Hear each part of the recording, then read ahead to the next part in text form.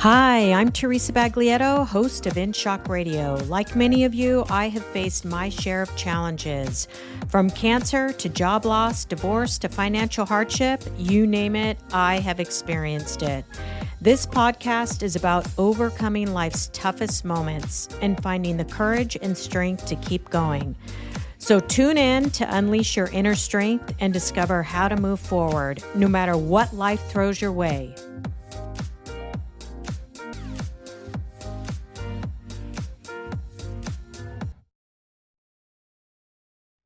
Hi, everyone, and happy Monday. Today, I'm going to share a personal story of my first cancer diagnosis. I have always been a sun worshiper.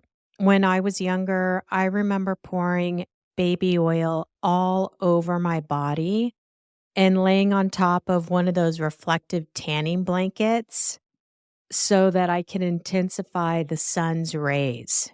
Pretty unbelievable, right?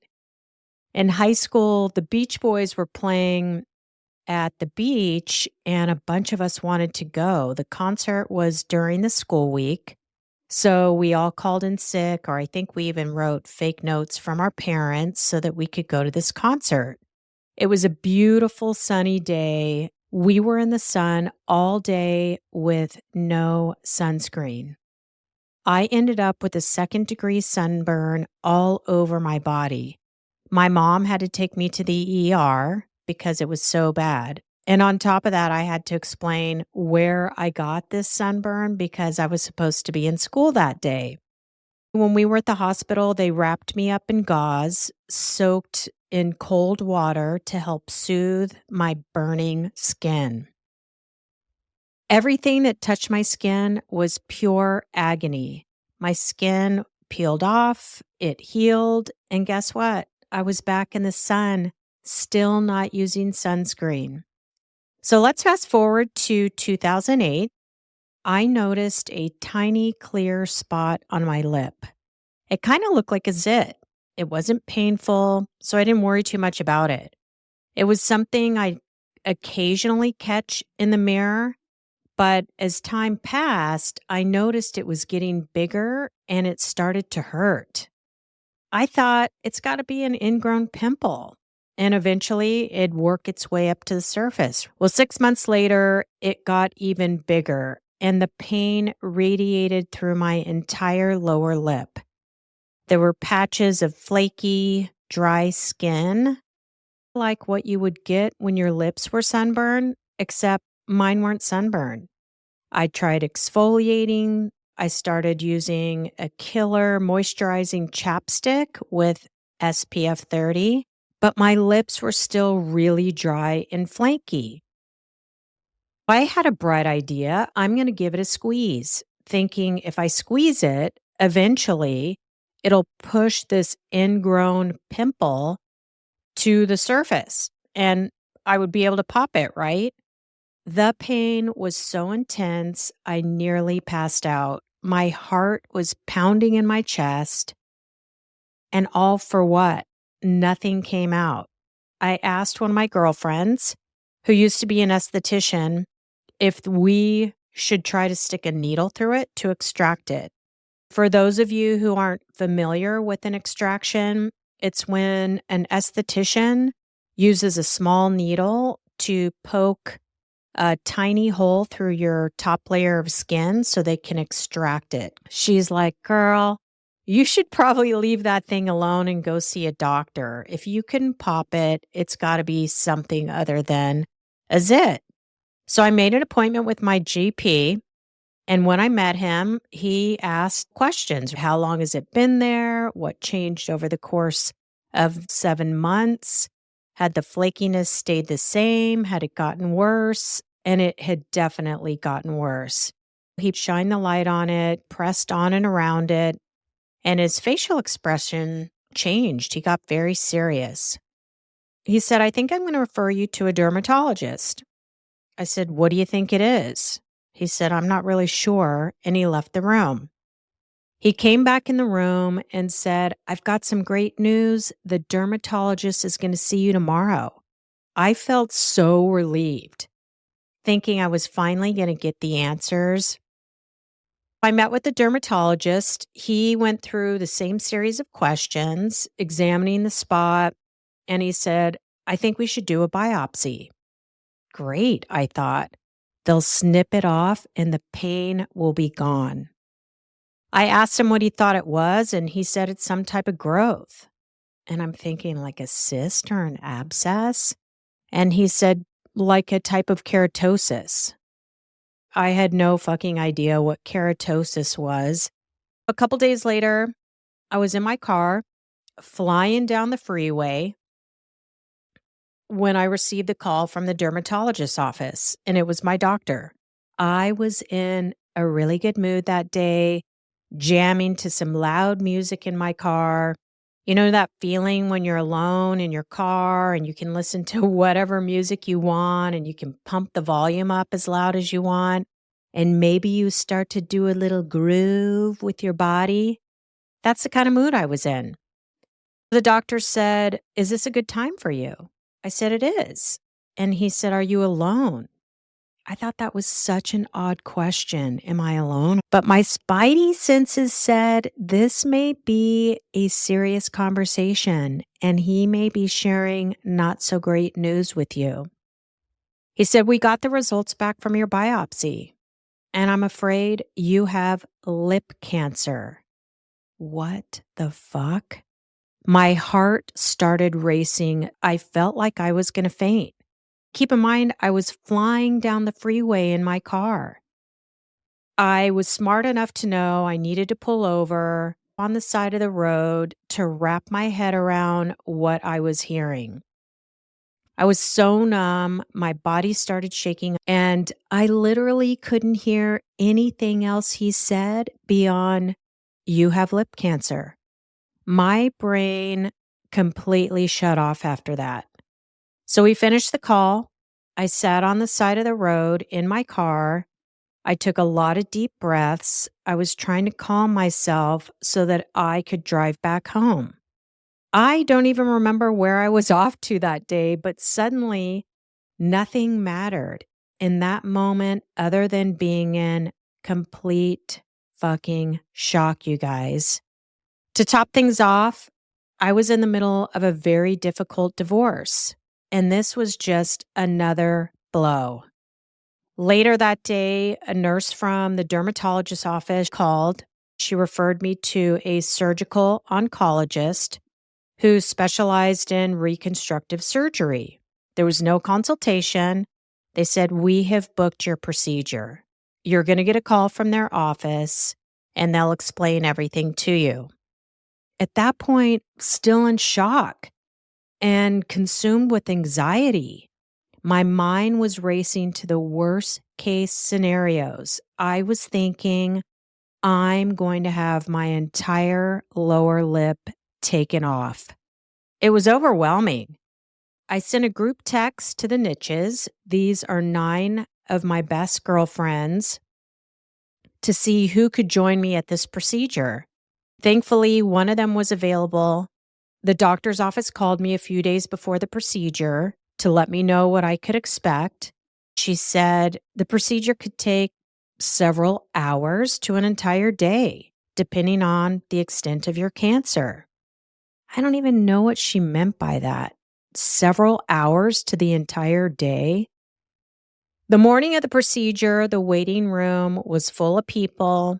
They had bandages in various parts of their body, on top of their head, on the side of their faces, on their arms. Some were sleeping in recliners. We were confused by the scene, and we definitely felt out of place because we were the youngest ones in this waiting room. The space was new and very relaxing. They even had mood music on. My friend Nancy and I brought our laptops to try and get some work done, but I was a mess of nerves and couldn't even think straight. The nurse had explained the technique they were going to perform is called Mohs surgery. This is a procedure where they basically slice off thin layers of skin one by one until they remove all the cancer. You can think of it like peeling a potato. You know, when you're slowly peeling those layers of potato skin off. The nurse calls my name. I head back to the surgical room. My heart is racing, but I'm okay, taking some deep breaths, thinking this is a simple procedure. Everything's going to be fine. One little cut. I'm done. So I thought. I laid down on the reclining chair. It's very similar to what you sit in at a dentist office. The doctor and his assistant were very nice, very cheerful. They began to prep my lip while sanitizing the area. They inserted a pretty long needle into my lower lip, which had the numbing medicine in it, and then they injected the local anesthesia. Having needles stuck into your lip is not a walk in the park. It hurts. I could feel the fluid make its way through my lip. But the good news is the doctor always walked through what was happening as he was doing this. The problem was I didn't realize I was going to be awake through this entire procedure. The scalpel passes over my face. That was scary. They began working away at my lip. The doctor and the staff explained what they were doing throughout the entire procedure. And the doctor says, "That's it." And I'm relieved at how quick and easy that was. I'm thinking, I get to go home now. They cauterized the area on my lip where they removed the first layer of tissue and covered it with the bandage. My lip felt just a tiny bit swollen, and the doctor tells me a pathologist is going to be looking at the tissue that they just removed to make sure that they got all the cancer. Well, the second bombshell comes. The nurse calls me back, and the doctor says, "The cancer is more widespread than we thought. You have precancerous cells across your entire lower lip." I immediately thought that meant they were going to take my entire lip off. My body started to shake. When you go into shock, your body will start shaking uncontrollably. Tears came streaming down my face. I was no longer the brave girl that I wanted to be in front of my doctor. This simple procedure I had anticipated became a 7-hour ordeal. After each layer was removed, I would be sent back to the waiting room with a large gauze pad taped to my lip to await the pathologist's verdict. That waiting with the uncertainty of how many more times I was going to be called back to have yet another layer of my lip removed was emotionally draining. I was expecting something very different than what took place. It had beaten me down physically and emotionally over the course of 7 hours. It is a long fucking time to be in a procedure that you're awake and aware of what's going on. Finally, the good news came. The doctor said, "We got it all. You're cancer-free." He explained that the cancer in my lip had formed a cone-shaped growth. He handed me a mirror and said, "I want to show you what we've done." I was not ready for this. I looked in the mirror. My lip was completely unrecognizable. It was a massive, raw, open wound. No stitches, no skin grafting. My lip was the size of a small apple from all of the swelling. They had removed a fair amount of skin that covered 3/4 of my lip. And then the other quarter that was left was covered with precancerous cells that would have to be frozen off after my lip heals. So we weren't done with this. But they don't stitch the lip back up. They cauterize it to prevent it from bleeding, and they allow it to heal naturally. They wrap it up with cotton, gauze, and this bandage that covered my entire lip all the way under my chin. I couldn't really talk after the procedure because my lip was so swollen and the bandages were in the way. There was a lot of trauma done to the lower left side of my lip.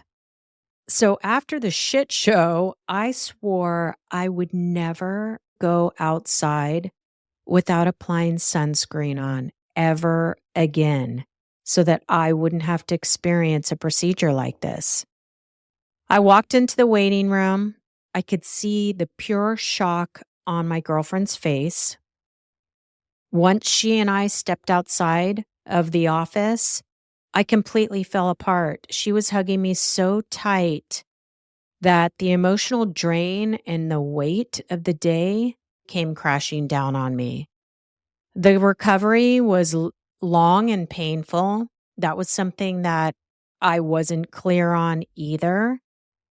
The pain was difficult when I would eat solid foods. It was really awkward trying to eat with these large bandages across my lip.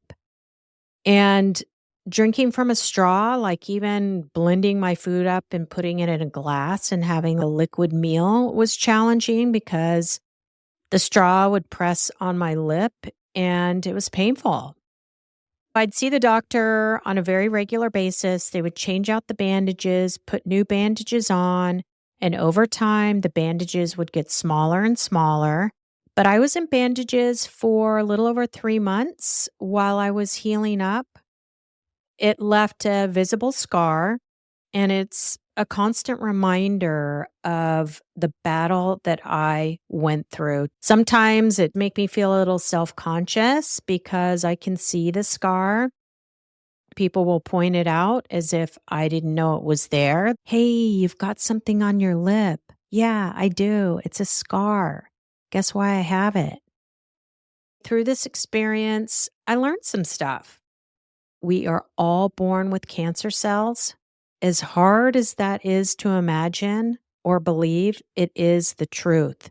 They are there, and for various reasons, they can activate themselves.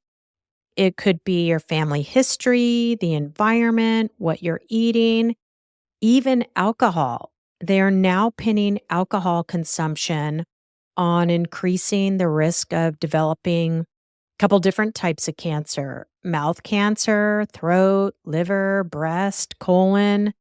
I was diagnosed with squamous cell cancer. It was an advanced cancer at that time. That type of cancer is most commonly found on the lip and ear, and it's caused by too much sunshine. The cancer cell itself can break off and make its way into your lymphatic system. If you see something changing on your skin, go have it looked at by a doctor. Think about it. If I didn't go in to have my lip checked out, it would have made its way into my lymphatic system, especially with it being cone shaped. It was already starting to build its way in that direction. So don't underestimate cancer's curious ways into our lives. Family history or not, we are all susceptible to it. I myself am at a much higher risk today than I was yesterday.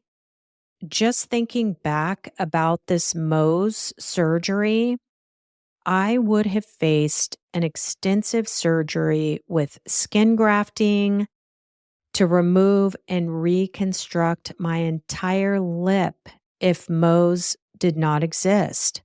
I'm so grateful for the advancement in surgical technology for skin cancer. It could have been so much worse. Because of having lip cancer, I had to have regular skin checks. After a few years of having clean checkups, I got a little relaxed and I started blowing off the appointments. That was a big mistake. When I got back on track in 2018, I was diagnosed with melanoma. It's less common, but very dangerous and deadly. It can quickly spread into the bloodstream and other parts of our organs. They found my melanoma on my upper back, running down my spine. I would have never found this thing.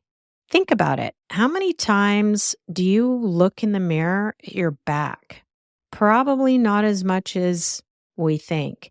Even if you're looking at your hair and you don't have a shirt on, you might be looking at your muscles, but you're not really looking at freckles. I have freckles on my back. I never would have noticed it. Now I have another scar to add to the one on my lip. I have a zipper on my back that's over my spine. If you love the sun as much as I do, please protect yourself. Wear SPF 30 or greater sunscreen daily. Even on cloudy days, it will protect you. My home office is in a very bright room because the sun is blasting through that window. I wear sunscreen inside my house because the sun's rays are coming through that window. Early detection is crucial. This diagnosis for me was just the beginning of a series of challenges that I faced.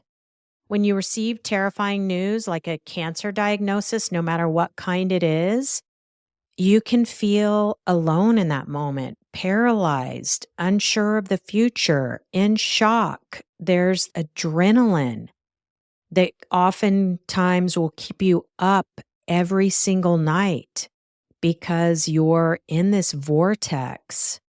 And until you get more information from the doctor, it's very difficult to fall asleep. I've talked about this before. It's so important to have a village of people around you. Bring them to your appointments and your procedures. My girlfriends were my rock. They were absolutely invaluable to me. My first diagnosis caught me completely off guard. I had no plan, no notebook, no idea what to expect. I had no idea what questions to ask. I went in completely blind and numb. While everything turned out okay, I learned a lot from this experience. As I faced more of life's curveballs, I became more proactive, more engaged in what was happening to me. I became my own advocate. I asked lots of questions. The friends that I brought with me to my appointments asked questions. And as more shit hit the fan with my health, I built a binder that I brought to my appointments. It had all of my medical records in it. And as I said before, when you're diagnosed with something, you can't hear anything else after they tell you you have cancer.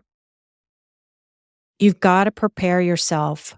Bring your family and friends with you and that handy notebook so that you can write your questions down ahead of your appointments and write the information down that the doctors are sharing with you. It keeps you engaged. We're all in this together. If you or someone you know is navigating a diagnosis, please continue to listen in and share this podcast. I want to build a community of support and understanding so that people have a place to go to so they don't feel alone. Thank you for tuning in. Stay tuned for more stories of how I faced and overcame other life-threatening health challenges. It sure does seem the universe decided I could handle a lot, and it certainly has dished out its share battles for me. That's all coming up. Plus, I'll have amazing guests sharing their own battles of life curveballs and how they overcame them. Until next time.